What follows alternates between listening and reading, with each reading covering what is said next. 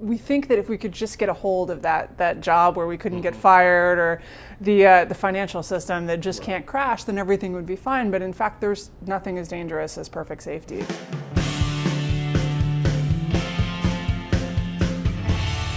Hi, I'm Nick Gillespie with Reason TV, and today we're talking with Megan McArdle. She's a Bloomberg View columnist and the author of the excellent new book, The Upside of Down: Why Failing Well is the Key to Success. Megan, thanks for talking to us.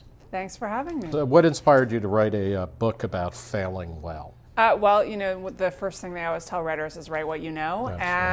Since I have failed a lot, I thought this is an area where I can actually claim some genuine expertise. Okay, so, but of course you're talking about failing well. What's a good failure? What's a bad failure? Okay, so a bad failure is, first of all, it's a failure where you don't learn anything, where you let it crush you and you don't move on. You just keep trying to do the same old thing that didn't work the first time, right? Failure is nature's way of saying, stop, that doesn't work. And so the key to good failure is, first of all, recognizing that you've failed, and sounds dumb, but you'd be shocked at how many people just keep refusing to admit that things are going wrong, even when it's fairly obvious. So this is kind of like an Anthony Weiner situation. Well, or that's one, yes, except, but I mean, everything from, you look at plane crashes, you look at GM, you look at bad relationships, or I mean, from the whole gamut, you see the same thing over and over again, which is denial is not just a river in Egypt, and people just cling to this idea that everything's okay, even when it's obvious to everyone else from the outside that it's not. Second thing is to fairly low cost failure. Now, it isn't that failure shouldn't hurt, it should, because again, if it didn't hurt, we wouldn't stop. But it needs to hurt in a specific way, which is it should encourage you to move on and not be catastrophic. And then the third thing is moving on, is having recognized that you failed, having identified the lessons that you can, how do you then let go of the past and move forward? You write at one point that the opposite of failure is not safety, it's nothing. What do you mean by that? Well, if you think about it, right, a lot of people right now, especially, they're looking for that guarantee. They're looking for a sure thing. And we think that if we could just get a hold of that job where we couldn't get fired, or the financial system that just can't crash, then everything would be fine. But in fact, there's nothing as dangerous as perfect safety. It means that first of all, it means that you're not innovating. And in today's economy, it's incredibly risky, is to be the guy who is settled into doing the same thing for 20 years and is still doing it. But the second thing is that when you think you found a sure thing, you're not prepared for something to go wrong. And you can say in the movies that failure is not an option, but failure is always an option. And so you look at the financial crisis, a perfect example, right? Homeowners thought that they had a sure thing. Everyone thought they had a sure thing. And it collapsed catastrophically.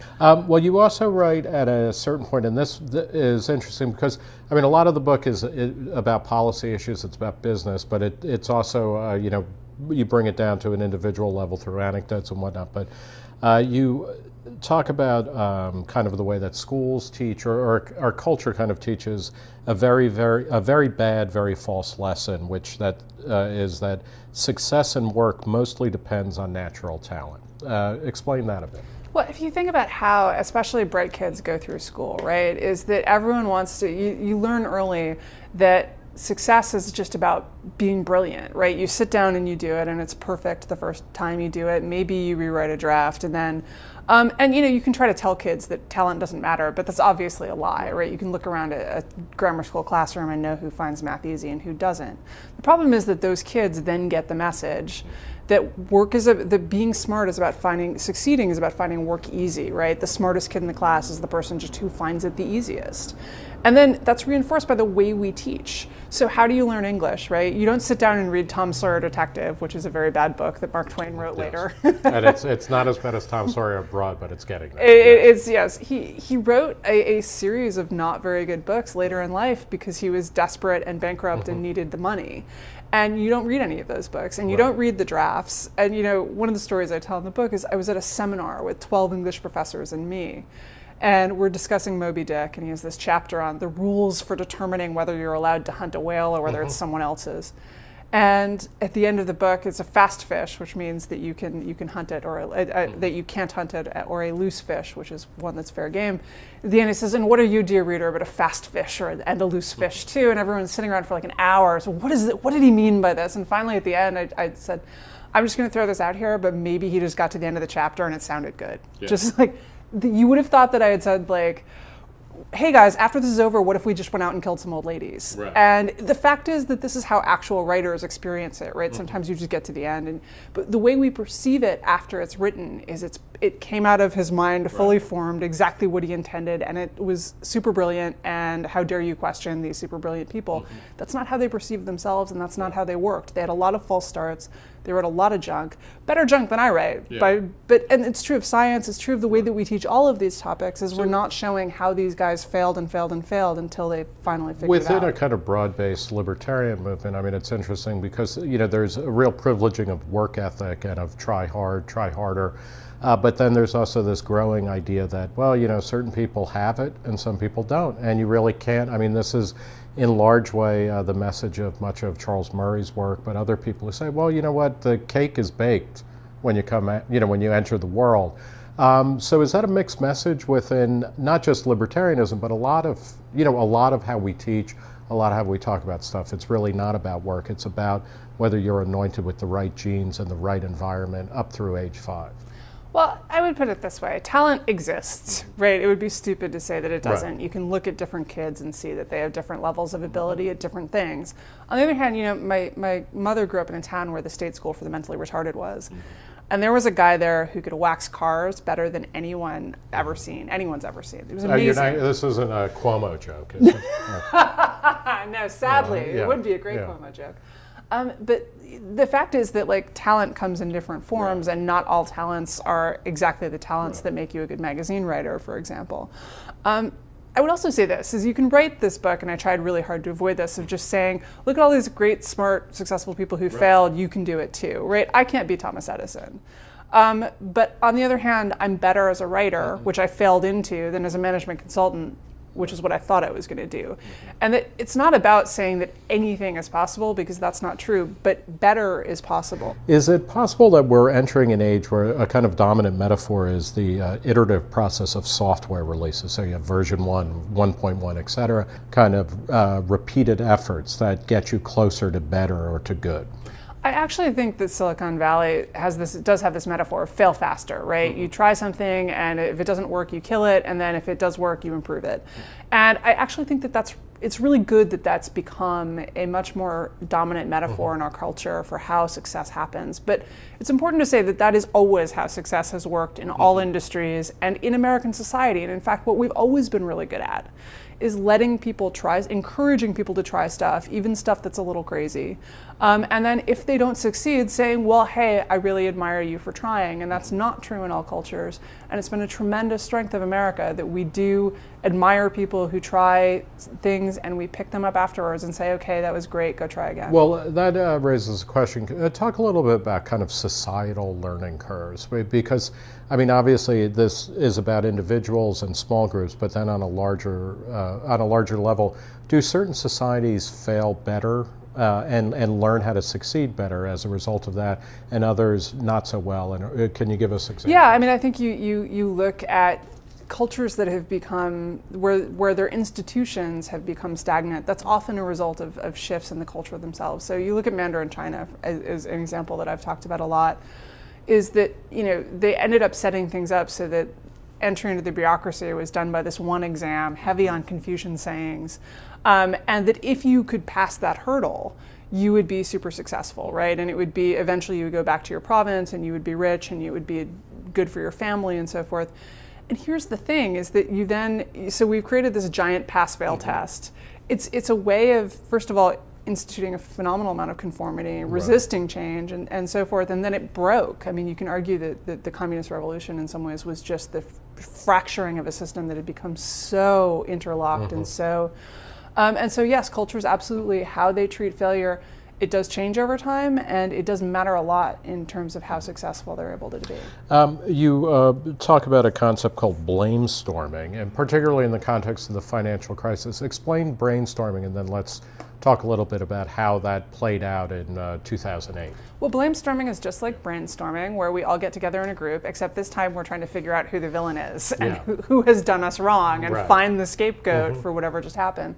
And I think you see that after any major crisis, right? I mean, you see that. But there's a particular attempt to search for, everybody has the villain, right? I mean, this is part of the problem, is that you're not only just looking for blame, but everybody has a different sense of who it is, and that everything proceeds from one single cause. And exactly, so you look to me when I look at the financial crisis, I see lots of people, none of whom are any, or I should say very few of whom are greedier and stupider than the average person, but who in a kind of bad situation in the market where they're all getting a bad signal for the market about housing prices and they all make a bunch of bad decisions because of that.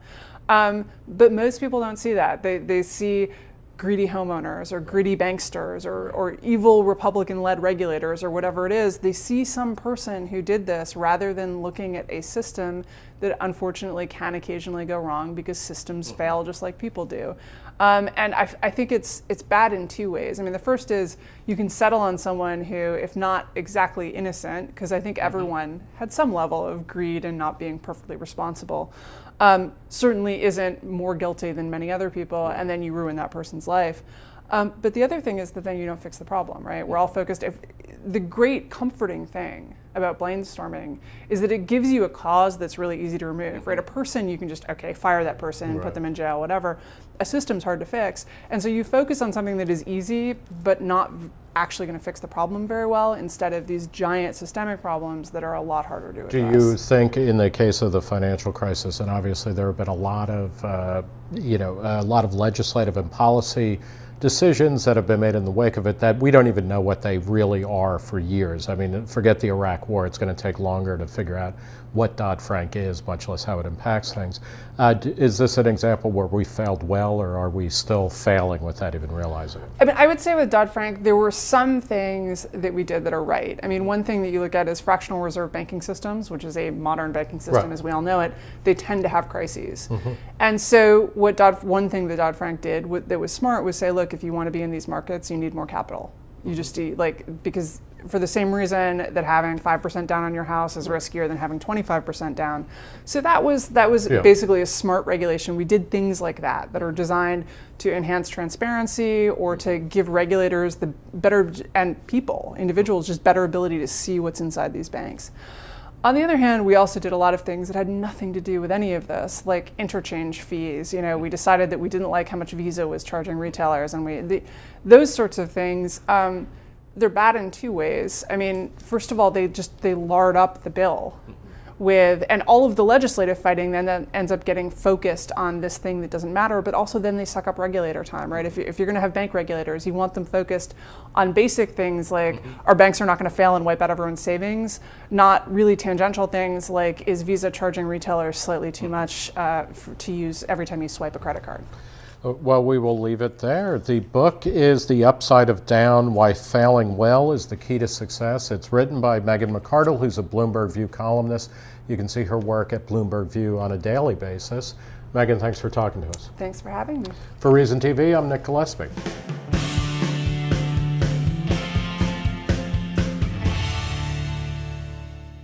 Expertise. Okay, so, but of course you're talking about failing well. What's a good failure? What's a bad failure? Okay, so a bad failure is, first of all, it's a failure where you don't learn anything, where you let it crush you and you don't move on. You just keep trying to do the same old thing that didn't work the first time, right? Failure is nature's way of saying, stop, that doesn't work. And so the key to good failure is, first of all, recognizing that you've failed, and sounds dumb, but you'd be shocked at how many people just keep refusing to admit that things are going wrong, even when it's fairly obvious. So this is kind of like an Anthony Weiner situation. Well, or that's one, yes, except, but I mean, everything from, you look at plane crashes, you look at GM, you look at bad relationships, or I mean, from the whole gamut, you see the same thing over and over again, which is denial is not just a river in Egypt, and people just cling to this idea that everything's okay, even when it's obvious to everyone else from the outside that it's not.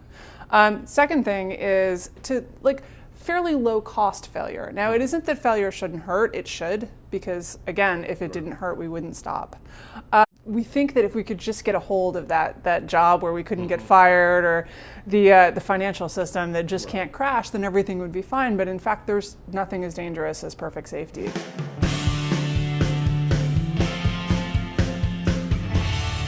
Hi, I'm Nick Gillespie with Reason TV, and today we're talking with Megan McArdle. She's a Bloomberg View columnist and the author of the excellent new book, The Upside of Down, Why Failing Well is the Key to Success. Megan, thanks for talking to us. Thanks for having me. So what inspired you to write a book about failing well? Well, the first thing they always tell writers is write what you know. And since I have failed a lot, I thought this is an area where I can actually claim some genuine